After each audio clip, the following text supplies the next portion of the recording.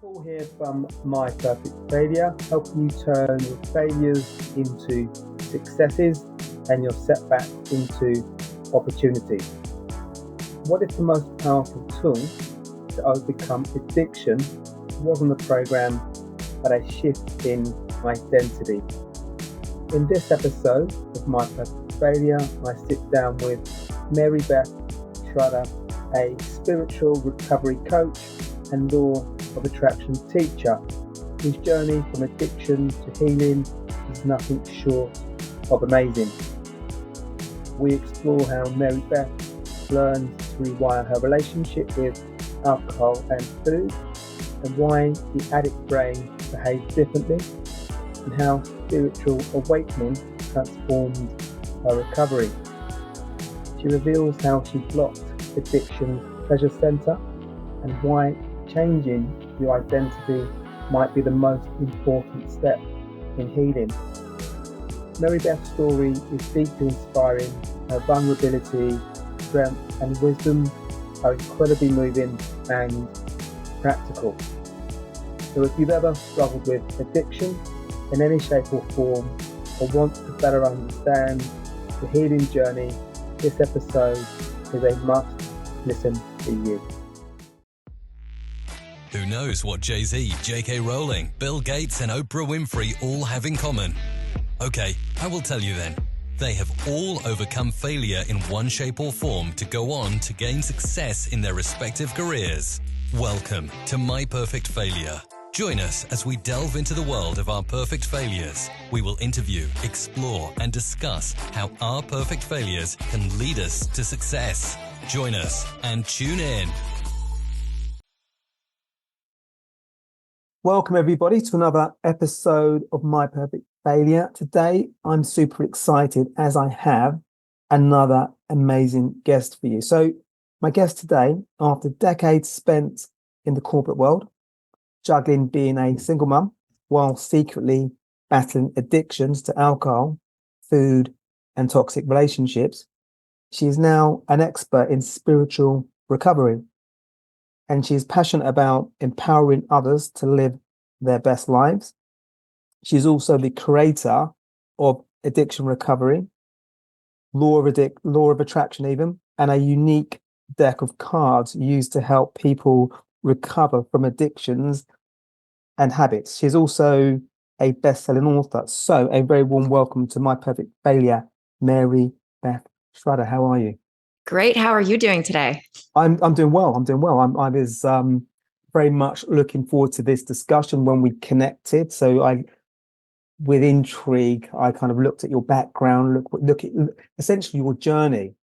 Mm-hmm. Your journey sounds a really interesting journey, and what you're doing now, how you've navigated that, and the person you are now, the energy that you have. I've been listening to some of your interviews. Oh, yeah? Yes, I've been listening to some of your interviews, and it's remarkable how we can transition and we can transform. But actually, something that you said in one of the interviews that I was listening to, you talked about in one of your addictions, I think it was the alcohol addiction, that you actually were thriving in a career sense, that the career was going well. Me knowing very little about addiction, I always make the assumption that when we have an addiction, everything else nosedives with it. So that caught my attention, definitely. So definitely keen to get into that.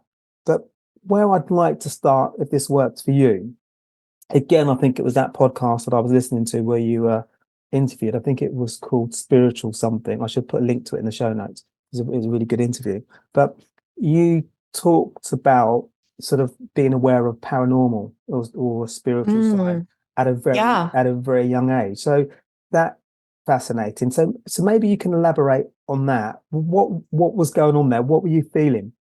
Yeah. So first of all, I think we're all spiritual beings, right? We're having a human experience. But when I was a child, I just thought everybody felt all the same things and saw all the same things that I did, because we don't know. It's just our normal. And so a lot of anxiety that I had I had some childhood trauma, some things going on with my family. And I think that's where a lot of addiction starts. And for everybody, like in childhood with things that happen, we're really just with addiction, we're just looking for a way to soothe ourselves. We're looking for a way, just seeking relief. Sometimes it's filling a void, right? As we get older, we're definitely trying to fill a void. So I've always been able to feel everybody's feelings and energies really strongly. And I think a lot of us, that's something that could be a kind of a superpower, or it could be kind of a curse, however you want to look at it. Before I was able to control it, it was more of a curse, right? Because I didn't know how to block it and protect my energy from other energies. And so it causes anxiety. I had generalized anxiety. My parents were divorced when I was 5, and I had a younger brother who's 3 and an older sister. We were kind of sent to a neighbor's house and pretty neglected. My mom was not aware of this. My dad wasn't really in the picture after the divorce much. And so we were just pretty neglected. That's where a lot of the addiction started, because I was always trying to find ways to self-soothe. And, so like I had all this anxiety, and actually age 11 is the first time that I even tried alcohol, which is super young, right? Like I was on vacation with a girlfriend, and her parents had alcohol sitting out on the counter. And we were just like, we were being brats, curious kids. And we just mixed a bunch of stuff together and tried it. And I just remember thinking this was the answer to all of my problems. I'd never remembered not feeling anxious. It was the first time in my life I didn't feel anxiety, So I was thinking, this is the answer this is what I've been looking for. It was self-medication. That's really what we're doing with, and then when I was with that neighbor, she didn't really feed us. And I think that's where the food addiction started, because you have this imprint of being hungry all the time. And I kept everything under control, like to everybody else. I was able to keep up an image, like you said earlier, like even in my fast forward to being an adult, a single mom, in the corporate world, everybody drinks, right? So it's so normal. It's so glamorized. And it's like, I'm the oddball now that I haven't drank for 5 years plus, right? But yeah, I grew up in the 70s, and there was just no therapy. Nobody was talking about things like spirits and things, and energies and manifesting. And it's funny because today now it's all very normal to me. I'm a law of attraction teacher, and I teach people how to manifest and deliberately create their lives, deliberately and intentionally create their success. And this is stuff that I didn't know when I was younger. And I just think, wow, my life would have been so much different. And I almost feel like it's mandatory. Like I have this obligation to teach other people, because when you're in that darkness and you pull yourself out and you learn how to deal with the energies and the labels. I was labeled OCD, ADHD, anxiety, depression, all these labels, and I am not on medication. It's just something that I learned how to manage emotions. Like we're just not taught that, especially like growing up in the 70s. And like, I remember, and this sounds silly, but it was traumatic for me. I had a blankie, right? And right around the same time my parents got divorced, that was my way of self-soothing. They thought I was too old to have this blanket at 5 years old, and they threw it away. Like I woke up one morning, they took it when I was asleep, and that was like a trauma for me. And I was like, oh my gosh, you took away my way to self-soothe. You took away my comfort. And it's so many people have these little mini traumas, what they call them, capital T and little t traumas. But all of these things, when we don't understand that, we don't have guidance, it turns into these issues and pathways to addiction. A lot of people, I think, are not aware of it because it's a very subconscious thing that we don't realize until we actually do the work on ourselves, the shadow work, all this stuff as we get older. Because you seemingly, on the face of it, even you had these addictions that started quite early. So the food and the alcohol started. So just as a side comment, I remember at a similar age, me being at a friend's house, and for some reason I can't remember. I think that there was definitely 3 of us, including me. There might have been somebody else, and we decided that we wanted to smoke, and we went into, I think, his dad's pocket and we found these cigarettes, and it was just because we wanted. I think we wanted to do it because we knew that we shouldn't do it. It's fun, right? Yeah. And so we we we've smuggled out these cigarettes and we've gone to the local woods, which happened to be near where we were at school. I think we were probably a similar age to your experimental with alcohol. I think we were probably about 11 around that age. And I remember anyway. So we've gone and taken a cigarette. I can't remember if we had one each or we puffed off the same cigarette. But I remember going back to his house.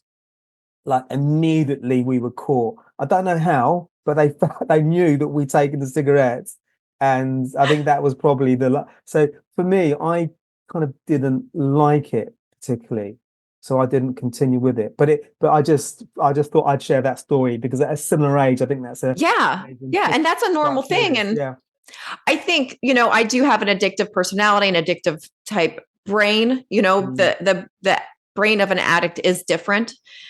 So it's much easier because we're more impulsive. And interestingly enough, we actually get more pleasure from things. Mm-hmm. So that's why it's funny because people with normal, typical brains, like they can sit there and order a glass of wine and drink half of it or, leave some in the glass. And it's like, well, then they're done. No big deal.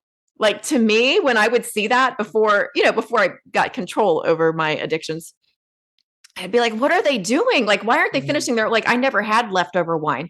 I was more of the bingey type person. So like, I want another one because anything that's good, like we get a lot of pleasure from it. And the normal people, the normal brains, it's just not that big of a deal to them to have, like, they don't get as much pleasure. So it kind of looks like addicts are weak, but they're really not having the same experience whatsoever that we're having. You could say a glass of wine, or you could say a cookie. You know what I mean? Like, like with addicts, it's harder to moderate because it's so much better, and we get this bigger reward in our pleasure centers of our brain. And I have a quick story I could tell you about this, which is very interesting. When I really experienced this, like embodied it wholeheartedly, is when a friend of mine, she was also struggling with alcohol. And this was back when I still was. And we had finally admitted it. Like most of my life, by the way, other people would have said I had a problem, but I thought I was in denial. I was like, what are you talking about? You're just being controlling. You're lame. And I'm just fun. I'm a fun person. Like, I didn't really consider it being such a problem because I was in denial. Denial's huge, right? So a friend of mine, she watched this documentary called One Little Pill. And at this point in time, I had known that I had been trying to quit and realized, holy crap, this is really difficult to quit. I always thought, well, I could just quit when I want, right? And I just don't want to. That's what I told myself. And it's so interesting.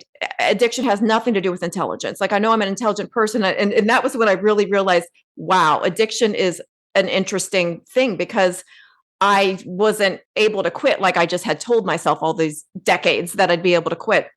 So she watched One Little Pill, and it's about this pill called naltrexone, naltrexone, naltrexone.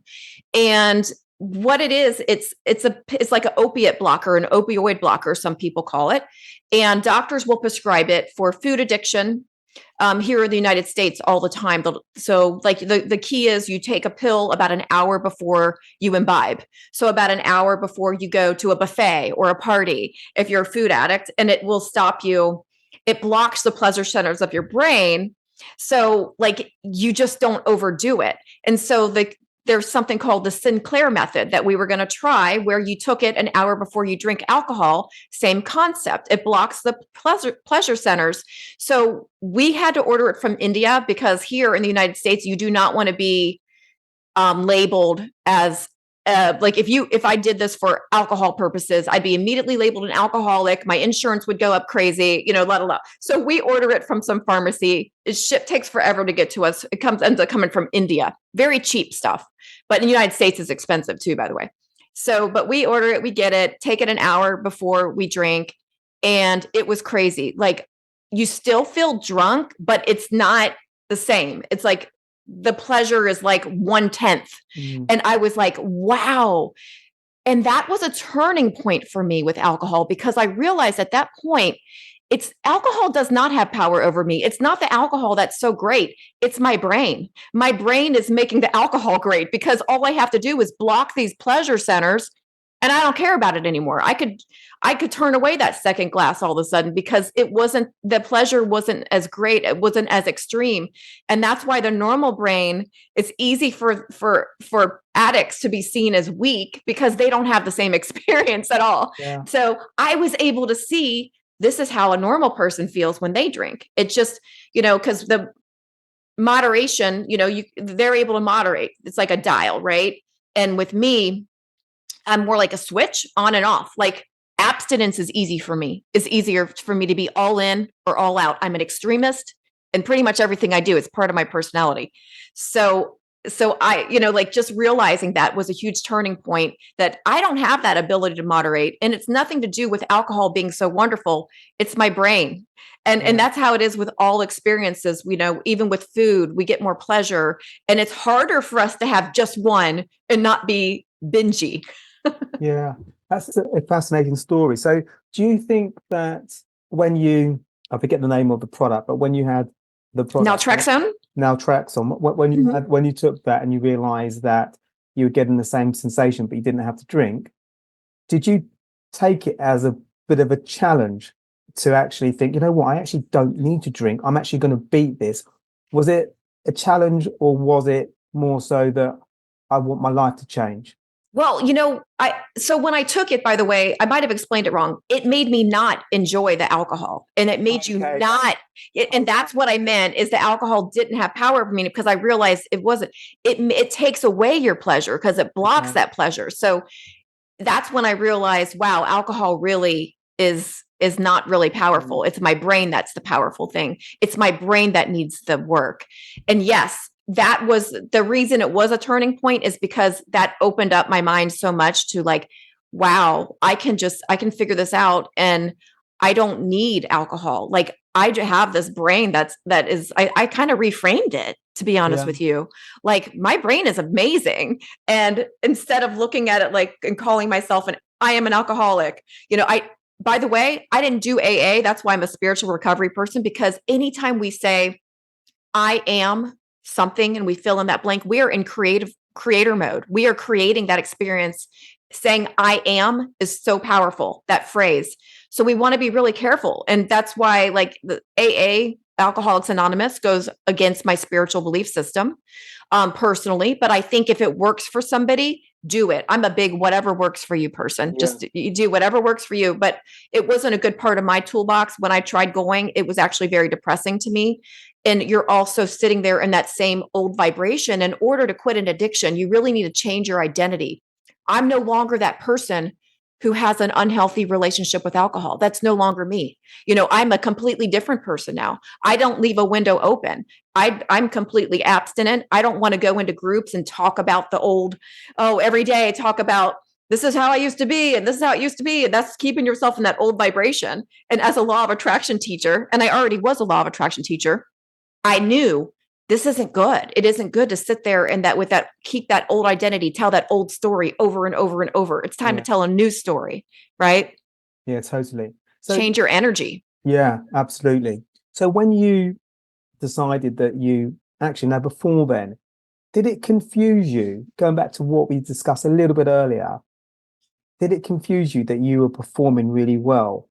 And I guess deep down you knew that you were drinking too much and these things were going on, but you were performing very well. Was that almost validating the fact that actually I can carry on drinking? Yes. Everybody that says that I'm drinking too much, or they're wrong. Exactly. That's definitely the definition of denial that I was in.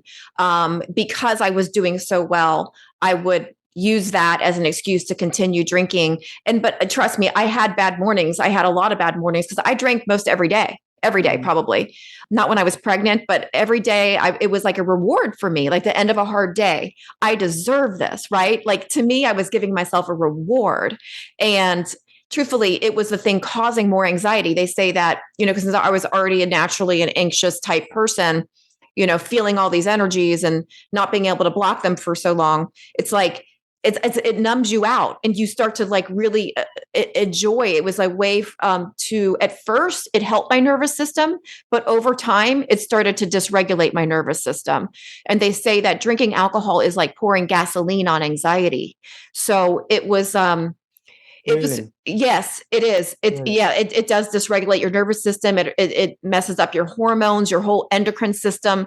And the longer you do it, things get out of whack. Even if you're only having 2 glasses of wine a day, it just starts over time. It's a progressive thing. And moderation actually stops working. And the science behind that is, so we have alcohol is a depressant. Okay. It's a depressant. And our bodies are doing the right thing by creating stimulants to counteract that depressant, which is alcohol. Yeah. So our bodies will start to create this. So let's say like last weekend, I was out with friends, had a whole bottle of wine, which is easy to do. Anyone listening, they know it's easy to do because especially over time, like, because you can get like 2 big pours out of a bottle, really technically, but it's very, very easy to have a bottle of wine. And then so let's say the next night I only have 1 glass. Well, my body's going to create that same amount of stimulants from the last time I drank. So what happens then is after your about 4 hours, 5 hours after your last drink, all of the depressants worn off and all you're left with is these stimulants. So it starts affecting your sleep, because I would wake up at and this happens to so many people. Once they hear it, they might make that connection. Oh my gosh, that's why I'm awake at 3 a.m. with I'm so overstimulated, and you don't know why. It's because your body created those stimulants to counteract the depressant of alcohol. Now the alcohol's worn off and you still are overstimulated for many, many hours, and even throughout the next day, which is what some people call hangxiety. It's like a hangover with anxiety. Yeah, hangxiety. So that was awful. That started to happen to me more and more the older I got. I'm 50 years old now, and I only stopped drinking when I was 45. And a lot of that is exactly what you said. I was very successful. And who do I compare myself with drinking? People who drank more than me. I'm not comparing myself to people who drank less than me, because I wanted to prove, well, I'm doing fine. This is just normal, right? And everybody drinks. And it is hard to realize you have a problem when society, it's literally I'm the weird one now that I don't drink. And now I'm the oddball. Yeah. And before I was more, I did lose some friends. It turned out I had some friends, and for some relationships, even it's I feel like every time we were together, that's all we drinking was involved. So when you take that out, you do end up losing some friendships and some, but it's okay, because are those really the true relationships anyway? Are those the true friendships? Yeah, if they were just based on partying and going to happy hour? Yeah. Well, it is interesting, isn't it? Sorry, because I think when we do evolve, and whatever direction that is, and we make that commitment, I guess our friends or people that are part of that former life, difficult for them to accept that, or I guess they're even confused, or maybe they're even jealous, because they're thinking, well, why can't I make that transition? Or I guess there's lots of things going on that they have to try and understand. Some will and some won't. So can I just ask a question around so when you, I guess, started, I guess this transitional phase happened, and I'm making an assumption here, because I don't know the science behind it, but I'm making an assumption here. So when, I guess, some people drink alcohol, it might be, if something happened, it might be they get a rubbish email, they have an argument with their partner, or somebody cuts them off on the road. Were there any triggers that made you drink? And the next part of that question is, if there were, did you have to try and replace those moments with something else to stop you drinking? Yeah, I think my triggers were social anxiety. I had a lot of anxiety in general, but also social. It was a social lubricant for me. So it was a big trigger, anytime I'm in a social thing, but then it became such a habit. Really, all an addiction is a habit that goes awry, gets a little bit out of control, right? And the way you can ask yourself, am I addicted to something? Because a lot of people think, oh, I'm not addicted. I don't have any addictions. And it's funny, Paul, because the people who tell me they don't have addictions, let's say it's a client of mine, and they didn't hire me for addiction. Let's say they hired me for their career, life path, or optimal fitness, because I do other things too. they end up having the most addictions. Those people just don't have addiction awareness. Just ask yourself, like, is this something, if I can't give, it's having a negative effect on my life in some way, but it's hard to give up for like a week. Yeah. It's an addiction. And this can be stuff like work. Like people think drugs and alcohol. It's not only drugs and alcohol. Workaholics. I get a lot of workaholics in my practice as clients. It could be something like sports. Like it sounds crazy, but there are people who get so obsessed with sports that it does affect their family. It affects their life. Yeah. Like it really does. And if anything that's affecting your life in a negative way and you can't stop, that's the definition. So sports, Netflix, people, I don't have any addictions, but they'll binge Netflix all weekend and not accomplish anything. They could be doing something very constructive. That's an addiction. Overthinking is an addiction. Negative thought loops, right? Because what does that create? That creates limiting beliefs. And guess what? Limiting beliefs, as you know, and what you do in your podcast, that's going to affect everything in your life. How are you going to have any kind of success unless you can break through those limiting beliefs, right? And those are addictions, thinking those negative thought loops. Shopping, people trying to fill a void, spending money they can't really afford to spend, just to, I'm going to feel better after I buy this. That's an addiction. We already talked about food. Food's a huge one, right? And that's a toughie because it's tricky because we have to eat food, right? You can't just be like, I'm going to be abstinent from food, but we can change our way of eating. We can, like I was a big sugar addict, for instance. That was tough. Like I don't know. The sugar and carbohydrates addiction, that can be as difficult as something like alcohol. I can tell you, like that's tough. And even caffeine, like no one talks about caffeine, but like here in the United States, like everybody's drinking caffeine every day. It's a huge addiction. When I quit caffeine, because it did help my nervous system, and like I said, I labeled ADHD.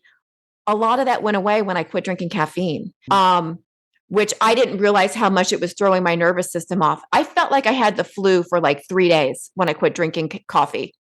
And yeah, I wasn't doing well when I quit drinking alcohol either. Like I had brain fog for months, like a lot of people don't give it enough time. I'm going to say that it took me about 3 months to feel really, really good after I let go of alcohol.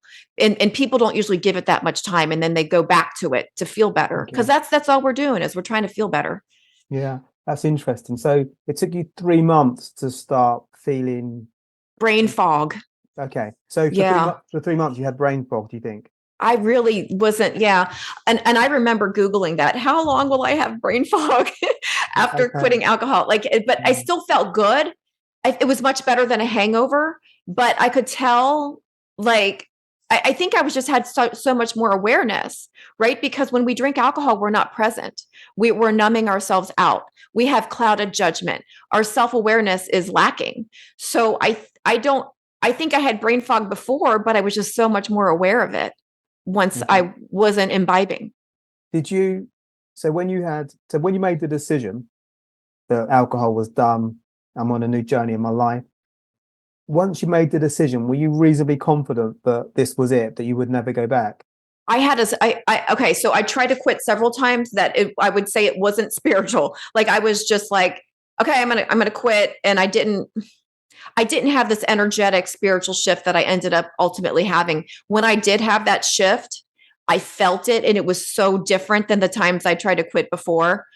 And I knew that I was done. Like, no question. I knew that I would never take a sip of alcohol again. I've never been tempted since. And that's why I think it's so important. That's why I teach spiritual recovery, is because when we do have that shift, we're not white knuckling it.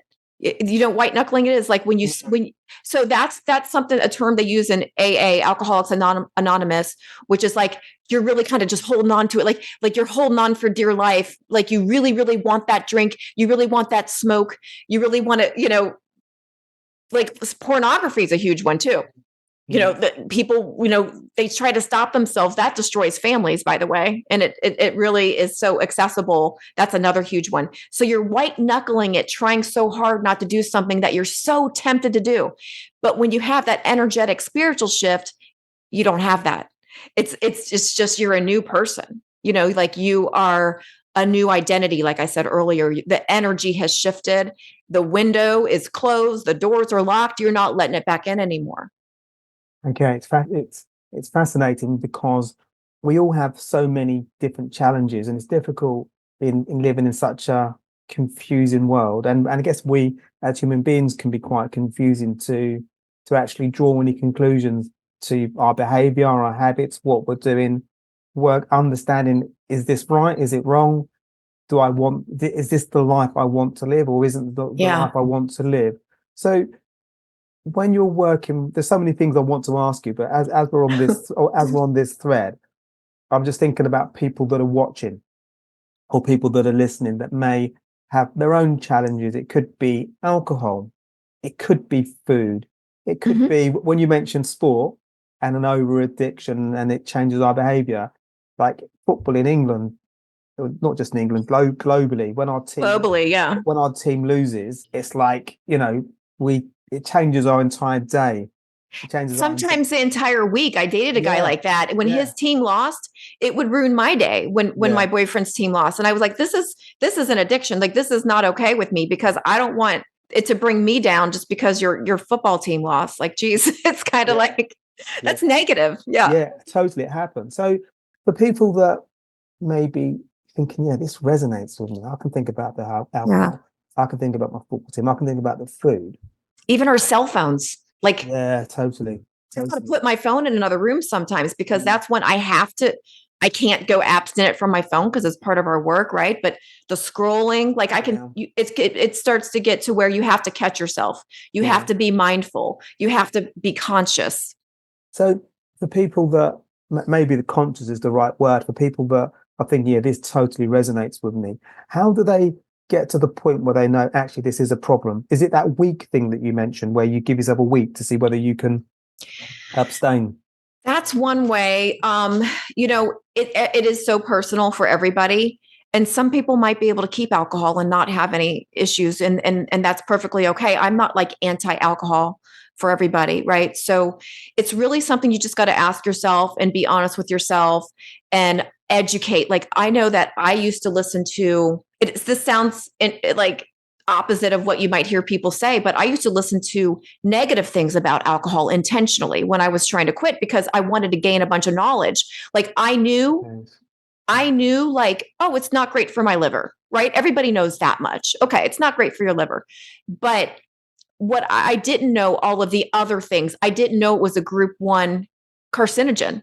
And a carcinogen means cancer causing. It's linked to 7 different types of cancer. And I think probably more. That's just the ones that it's linked to. They don't put these warnings on alcohol like they do on cigarettes, right? They don't, because it's such a huge seller. It's a huge moneymaker. And so, like, learn more about it. Learn more about the negatives. If you feel suspicious that you might have an addiction, because, like, for me, the more I learned about alcohol, it's because the group 1 carcinogen, that's right up there with tobacco and asbestos. Okay. So it's just as bad as cancer causing, and nobody tells you this. So you want to know these things. And then at least if you still decide to do it, you have informed consent. At least you know what you're doing to yourself. I think this is why there's so much cancer these days and autoimmune issues, because we're drinking stuff that causes autoimmune issues. and ethanol is a poison. And I was sitting there drinking it every day, but I'd be like, well, I'm going to take these supplements, and it also depletes us of nutrients and vitamins. So I knew that, and I was taking milk thistle and supplements, but it can't cancel all this negatives out. It really doesn't. We're just fooling ourselves if we think that. So if you really suspect you might have a problem, really dig in. And there's a good book called Alcohol Explained by William Porter. Read that book.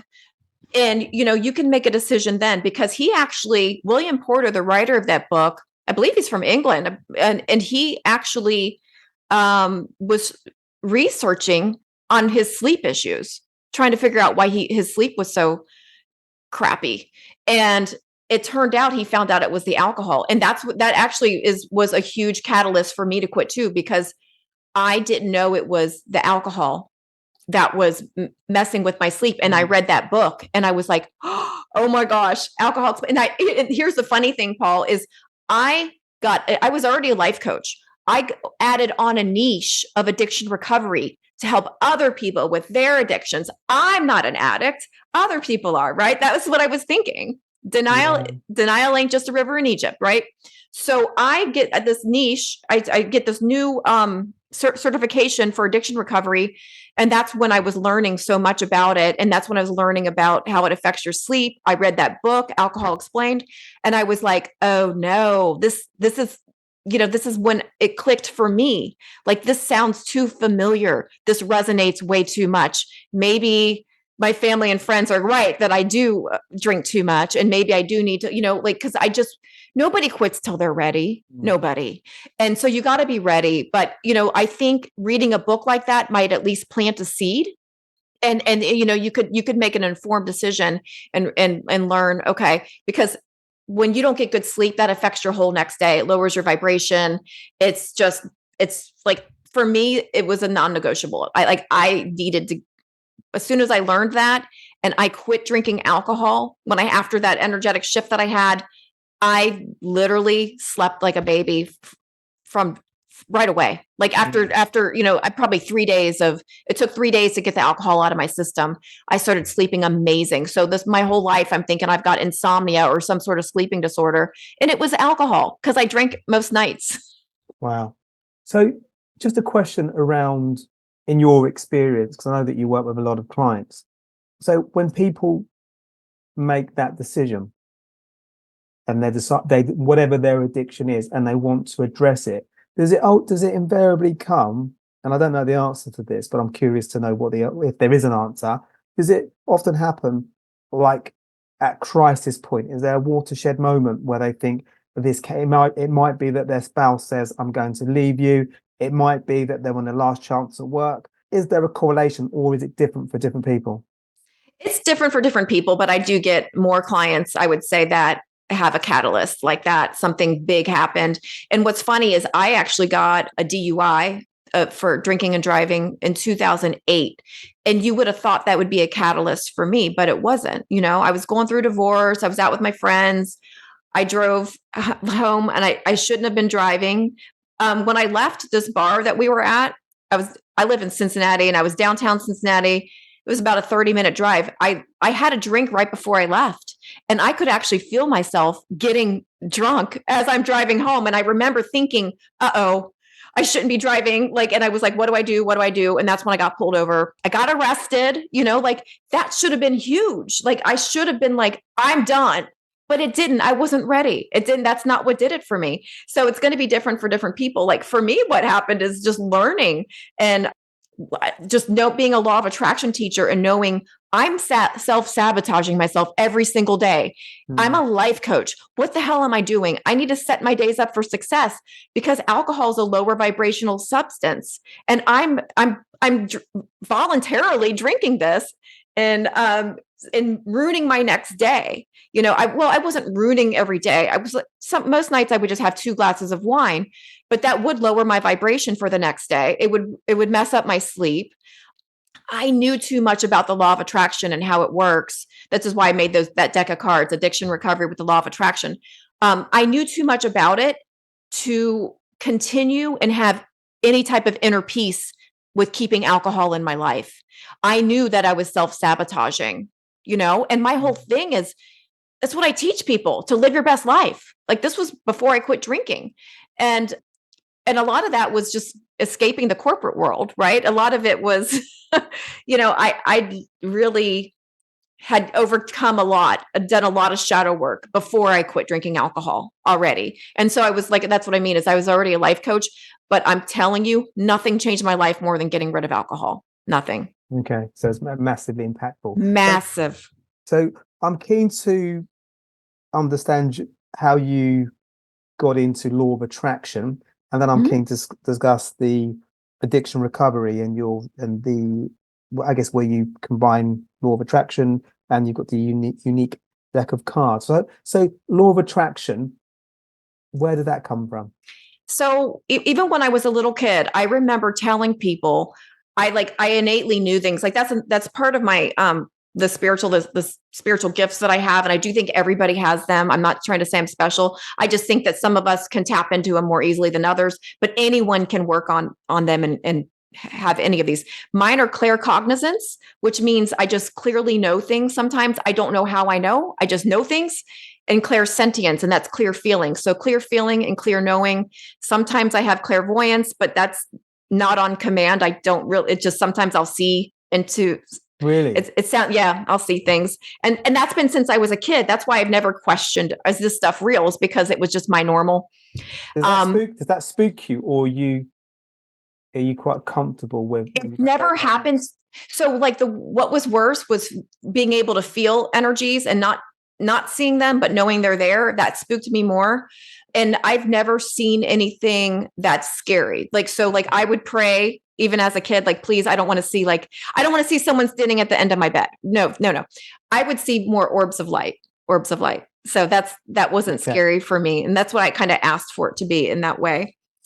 But I would tell people, like, do you notice that when you think something and you feel something, this happens? And then when you think this way and feel this way, this happens. Like, I noticed there was a correlation. I was like, don't you notice that? Like, because I would notice some days I would repel things and some days I would attract things. Nobody seemed to know what I was talking about. But in like 2006, that movie, The Secret, came out. Yeah. And the book first and then the movie. And I remember going to a friend's house and we watched The Secret, a bunch of ladies. And I was like, this is what I've been telling people. And that's a great introduction. The Secret's a great introduction to the law of attraction, but it's very, very, very basic. And ever since 2006, I've dug in more and more and more because like I already innately knew it was a thing. I knew that I was attracting and repelling because it works both ways. It doesn't just work for positive, right? We're always manifesting. We can't shut this off. So that's why it's so important to learn how much more control we have over our day than you realize through our energy, through our thoughts, through our feelings. And it's even more our feelings than our thoughts, right? Because we need those to match. That's why people just can't just say positive affirmations and it just show up. That doesn't work because it's also your feelings and it's also your actions. There's no law of attraction without taking action. You can't sit on a meditation cushion, think positive thoughts and have great things flow into your life. That's not how it works. And kind of The Secret almost made it seem like you could do that. Yeah. So would you be able to give an example? Because I think it's a wonderful tool that we can have at our disposal, but I guess the majority of us wouldn't know where to start. Well, the basic premise with law of attraction is just knowing that everything's energy. This is more science. It's not a religion. It's really not even woo-woo, but I acknowledge most people are going to think of it as woo-woo, but really it's like the law of gravity, right? We don't get to say, I'm going to apply the law of gravity today. It's happening, right? And you're part of it, whether you like it or not. Same with the law of attraction. Everything's energy and we attract things through our energy.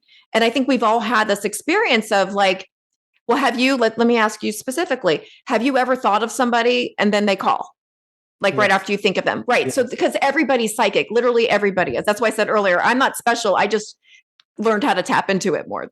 I take the time and I get rid of distractions. Most of us are so psychic, but we have distractions all day. So that's why we can't tune in. But so everything's energy. We're always manifesting. There's a big misconception that we attract what we are. And it is true that like attracts like, but we also attract anything that we have an energetic spark with. And for years, this confused me. Even after I was teaching law of attraction, there was this one piece that I couldn't figure out. I couldn't connect the dots. And I kept attracting into my life these toxic relationships. And a lot of that's from a subconscious level thing. It's an energetic thing. It's all of that, like from trauma bonds and my childhood stuff. But I did all this healing work. I did all this shadow work. Why am I still attracting narcissists and cheaters and liars? Why? After I did all this work, well, we don't only attract what we are, we also attract what we judge. And I was still judging these people. And that's such a subtle thing that most of us aren't aware of. And once I became aware of that, it changed everything because I was judging people who were liars and cheaters. And so it took some work. It was a journey, but now I'm at a point where I have compassion for liars and cheaters. And how did I do that? Well, everybody was born with a clean slate. Everybody was born that way. Something happened to them. You develop compassion for these people, right? Because something happened to them to make them feel they had to lie, manipulate, cheat, steal to get love, right? They were once babies. They were a clean slate. Something happened. So that's part of what I had to do a judgment detox, is developing compassion for these people, stop judging them. And guess what? I did stop attracting them once I got rid of that energetic spark that I still had. Another misconception I want to bring up that's hugely popular, wildly popular, is that we can high vibe our way out of any contrast. Contrast would just be something you don't desire happening. Contrast, like we get something we don't want, like we wreck our car or something, like that's contrast.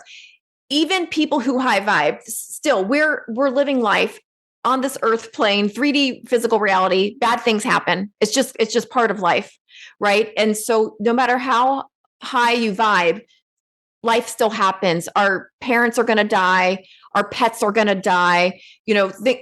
Sad things happen in life. We're going to get fired from a job. It's just part of life. You can't high vibe your way out of it. But what does change is your relationship with that contrast.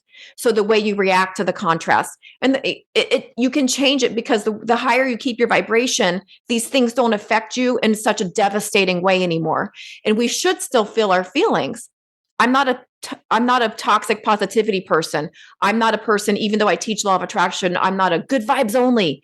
That's toxic, because then we're suppressing our feelings and we're not acknowledging them. And that's just basically like lying to ourselves and going into denial. Our feelings are meant to be guideposts. They guide us. So we want to acknowledge them. What we don't want to do is we don't want to dwell in these negative things. We don't want to dwell, because that does lead to depression and anxiety. But we want to acknowledge them, because our emotions are trying to just show us things. So pay attention. They're trying to show us the next step to take.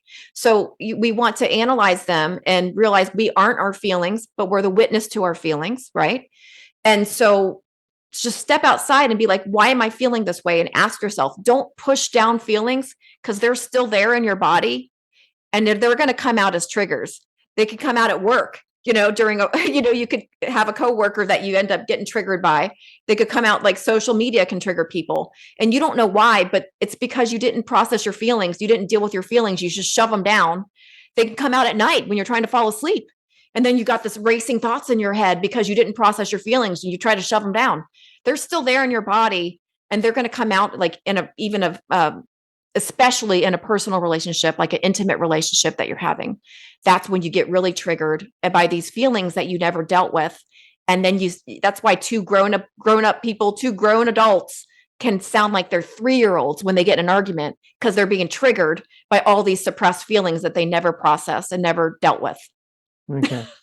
Yeah, that totally makes sense. So when we have feelings or emotions and they're negative, but we need to deal with them, we can't suppress them, are there tools that we can use to process, but also ensure that we leave that situation in a positive frame of mind, or with positive energy? Yeah. And it's going to be different for different people. So I can tell you some things that I do. Some practical tools that I use would be, I do give myself like timeouts. Like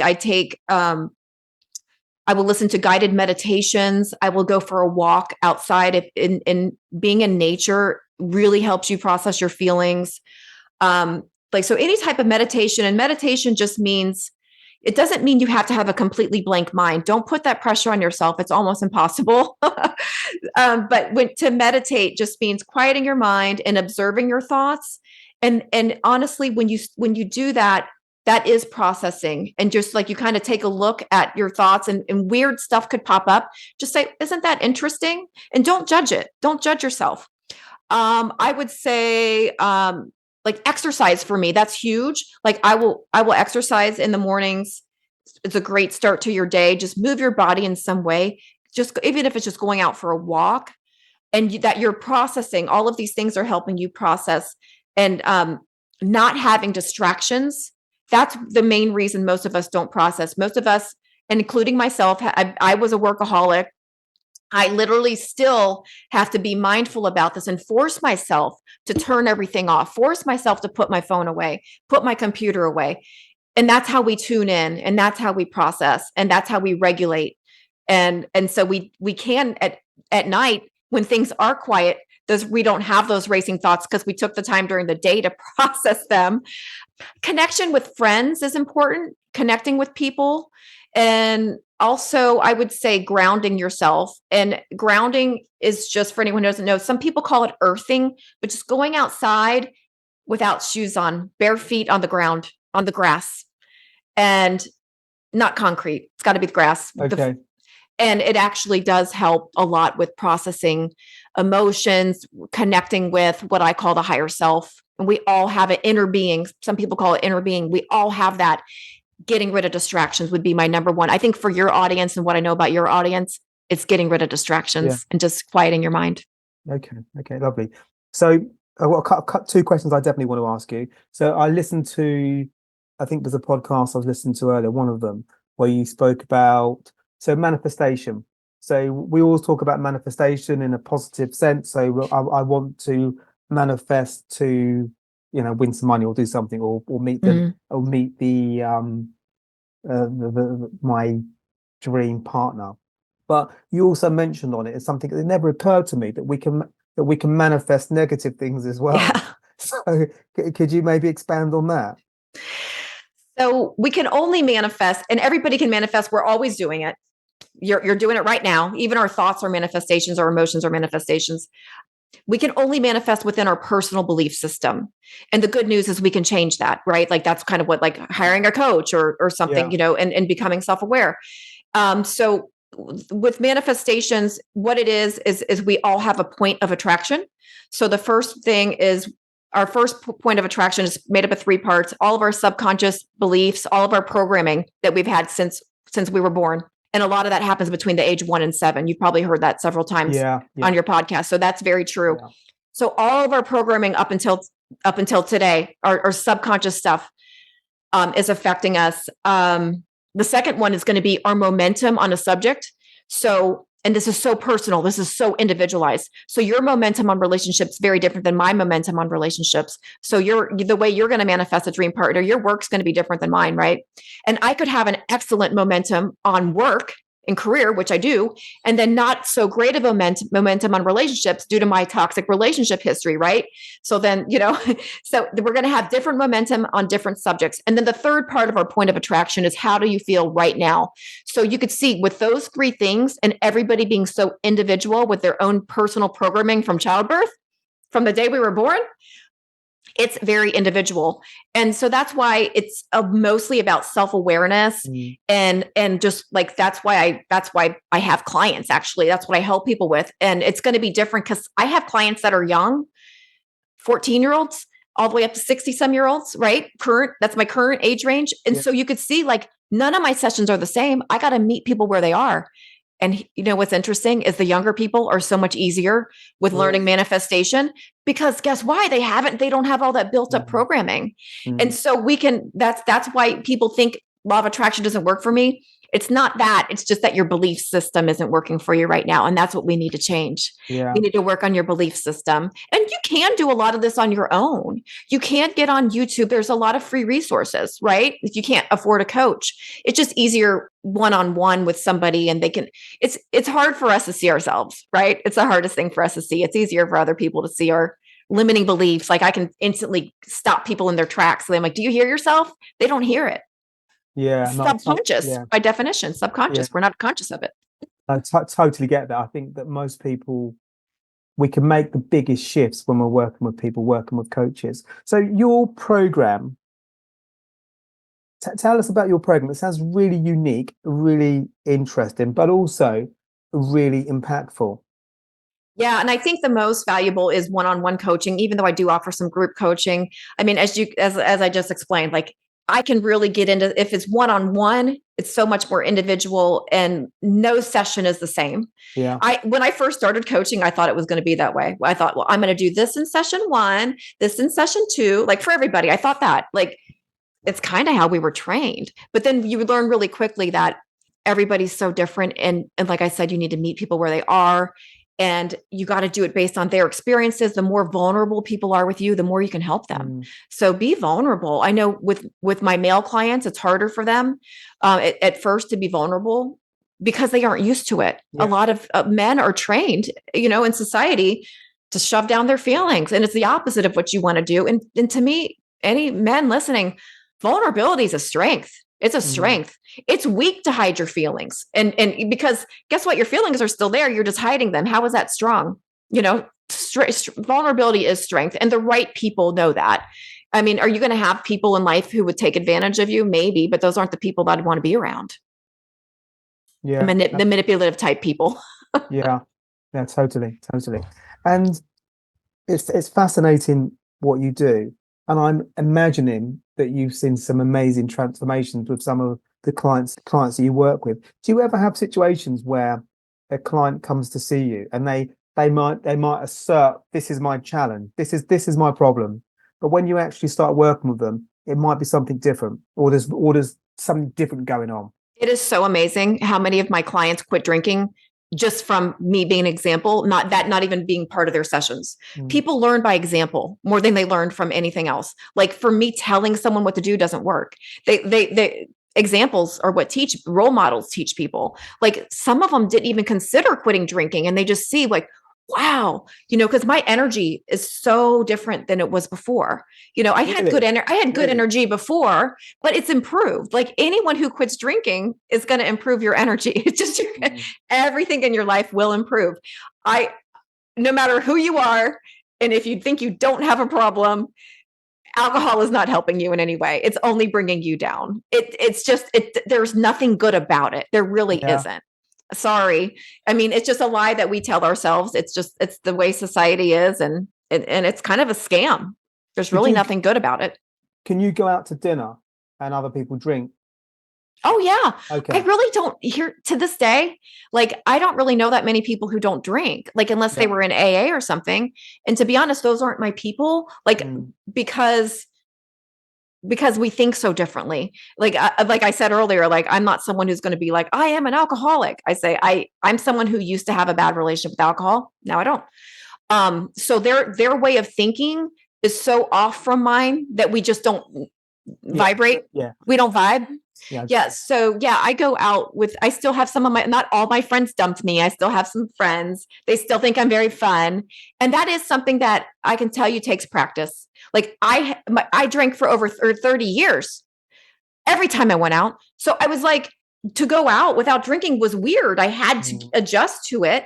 And I'm going to tell you what, it's still sometimes like when I get somewhere and everybody's drinking but me, there's a warm-up period. It takes me about 10 minutes, 15 minutes. And I feel weird at first. I can admit, but then honestly, like I start to notice them slurring and repeating themselves. And then I'm like, oh yeah, I'm so glad I don't do this anymore. And I used to do that. I totally used to be that person and, think I was funnier than I was.